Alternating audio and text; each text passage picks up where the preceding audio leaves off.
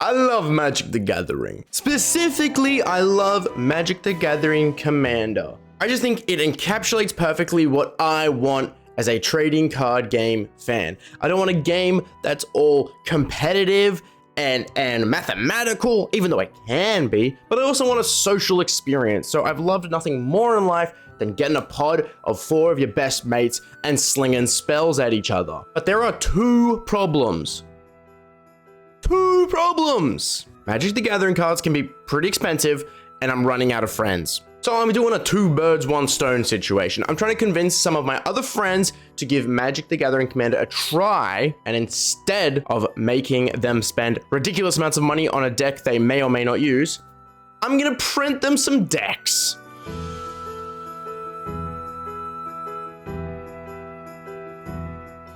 I'm starting today with my good friend, my ex-husband, Adam, who recently got engaged. Sorry, re-engaged. Fucking dick. So Adam actually owns a Commander deck, but kind of bought it on a whim when we were trying to peer pressure him into playing Magic the Gathering. I can't even remember the Commander's name. It was a precon. He tried it. I don't think he really fell in love with the deck, but I wanted to make him a deck he would fall in love with. So I do know that Adam is a big fan of Avatar: The Last Airbender, and just coinky dinky, they made an Avatar set. Too bad it's super expensive and I really don't want to buy all the singles for it. So, found a deck on EDH Rec that I thought was not too busted, not too overwhelming to learn, pretty simple. It's the Metal Bending Toff, and we're gonna go and just print it. Now, I looked at so many ways to print proxy cards. Proxies obviously being fake cards that aren't actually, sold in packs or products from Magic Gathering, which are endorsed by Wizards of the Coast, by the way, just in case anyone was wondering. They're all good for proxies as long as you are upfront that they're proxies. Don't use them in competitive play and don't try to sell them. Adoy. So, I was looking into ways to print proxies, and I just so happen to have a sister that is very artistic and left New South Wales and fucked off to Queensland. But she left a broken printer here, which I fixed up for about 5 minutes, printed a deck until it wanted to blow up and die. Let me show you that deck I printed. I wanted to print a deck for myself first, just like a test run. And I went with Zur the Enchanter. Now, can you immediately see the problem? Let me bring it right up close to you. All right, let's look at this problem here. As you can kind of see, we call these print lines, I think. The N is kind of blended. There's a little bit of issues, and even though on the camera it looks great, actually, when you look with just your eyes, the text can be a little difficult to read. But this is not horrible. This is playable in all capacity. Now, I'm going to show you the rest of Zur's deck. Now, I've been learning about paper, and paper has a weight or something. It's called GSM. I heard that Magic the Gathering cards were around 300 GSM, but then when I printed on 300 GSM, it seems too thin. So I did 2 layers of that. Let me show you an example right here. All right, let's just, okay, here we go. Good card. Rest in peace, right? On the front here, I have my 300 GSM paper, and then I printed a custom back. I went for our beautiful Booster Hub proxies. If you don't know, Booster Hub's our little community that we run with a bunch of fellow streamers. Go check it out in the description below.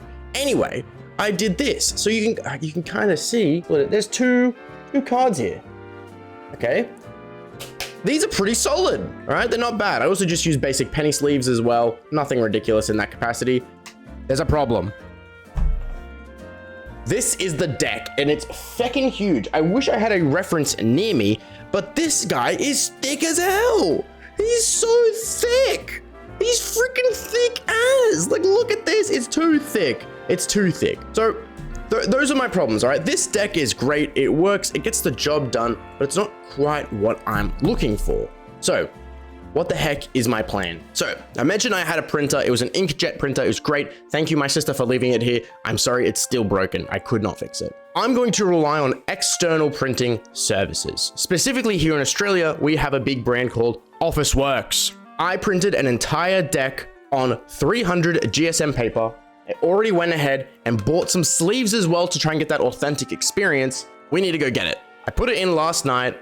I got it printed. I haven't seen what it's like. I don't even know how the sizing is going to be, but all I can tell you is that it cost me $12 for 100 cards, which is insane.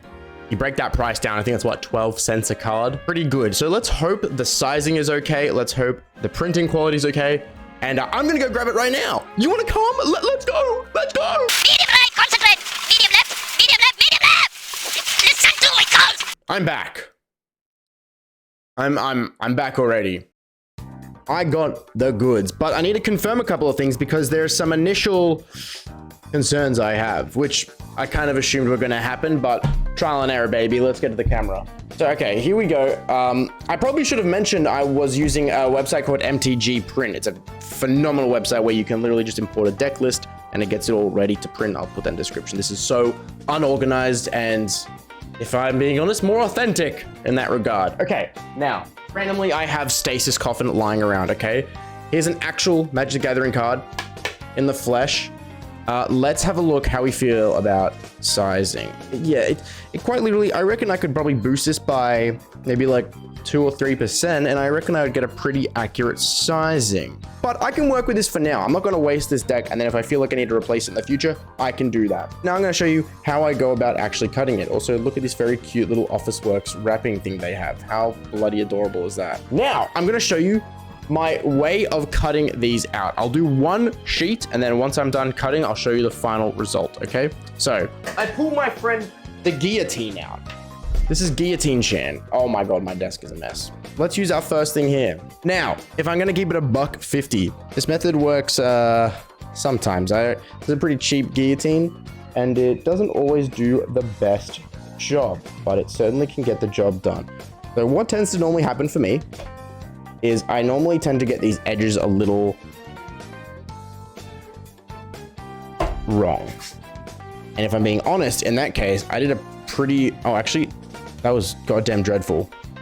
And that's, you know what, that's just a part of life, isn't it? What I could always just do is I could always get this little edge part I got here and give it a little bit more meaning, you know, a bit more love. Oh, and I think that's a lot better. A little, not perfect. I think that's that guillotine's fault.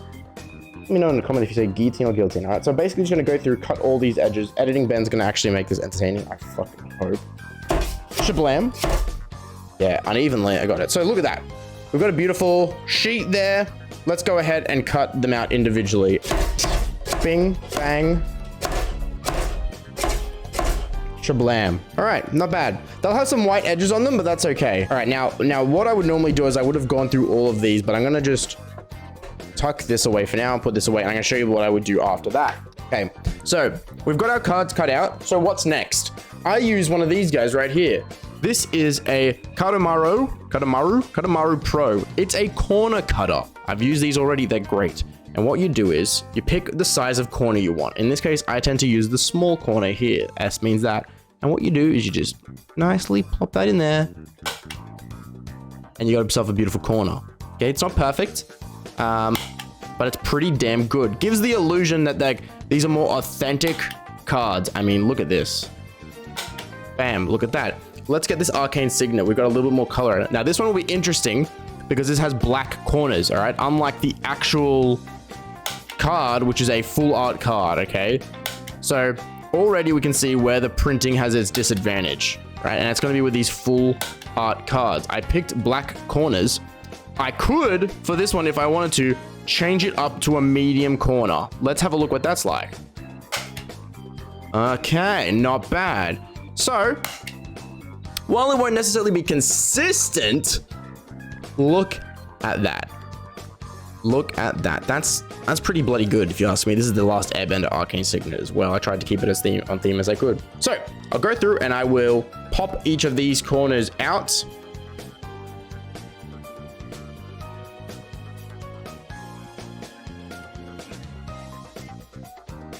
So, get out of the way. We got 9 cards here. Well, these feel a lot nicer than the ones I was using, all right? Including our Commander Toth, the first Metal Bender. Now, let's talk about the obvious imperfections. There certainly are some, right? It'll be basically the white edging here. And you know what? It's a small price to pay for some pretty nice quality cards. My camera is not the best, so I apologize for that factor. You can also see where some of the cuts have failed right there, for say. But, ironically, I've got myself some sleeves here, okay? These were more expensive than the cards themselves. Let's see how these feel with the actual sleeves on. I got some green ones because I thought it was a bit more fitting. I'm now realizing that what would have been actually probably more advantageous was to have a white backed sleeve, because then some of those printing errors might not be as obvious. We chuck that into there. Now, there's a very obvious first thing I notice. This is very fragile. Maybe not fragile, it's very malleable. It's very bendy. I think I'm quite okay with the fact that these cards are on the more thinner side. I think I'm okay with this. This is what I'm rolling with. This is like my Mach 1 proxy process, Mark 1 process. And you know what? I'm pretty okay with it. I'm pretty happy with it. I definitely need to put something behind these because it's just a bit too thin. This for a cheap process, this is pretty good. I'm pretty okay with this. This is the first attempt process I'm making a proxy deck. I'm gonna go ahead and cut all these up and then I'll show you the deck when it's all done. I'm back. It's nighttime now. It's done. It's all sleeved and it's done. I'm gonna show you what my final product looks like here. Okay, where am I? Who am I? So let's look at the difference between the two decks. So here is the sleeved TOF deck where it's only the 300 GSM paper that I got from Officeworks. And here is the 600 GSM. So this crazy how thick this is, but this is a good size. Let's have a look at the quality. All right, got TOF. Now I'm gonna show you some examples. I'm gonna see if I can create an example of, okay, here we go. Perfect. So as you can see, sometimes the guillotine butchers the paper cut up here. So you can see there was like tear instead. I can definitely go through with some scissors and just clean it up. I kind of just wanted to see how it works in terms of like how it's going to look final product. And I will say next time I will get these slightly bigger when I go to mtg.print.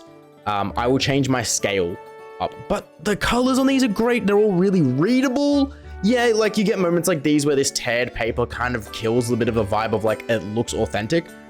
They're thin.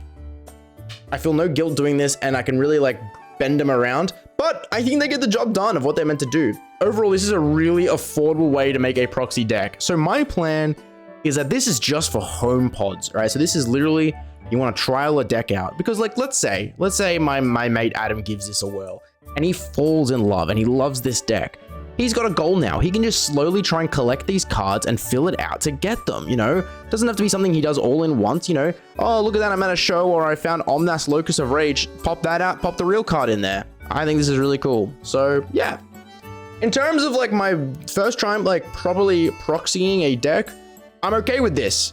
I'm gonna look to keep improving and I'm gonna look to keep finding different ways to make the perfect affordable proxy deck because the whole point that this is supposed to be an affordable way to enjoy an expensive hobby. But that's it. That's all I'm rambling about today. So yeah. I don't know. See you next time. Bye.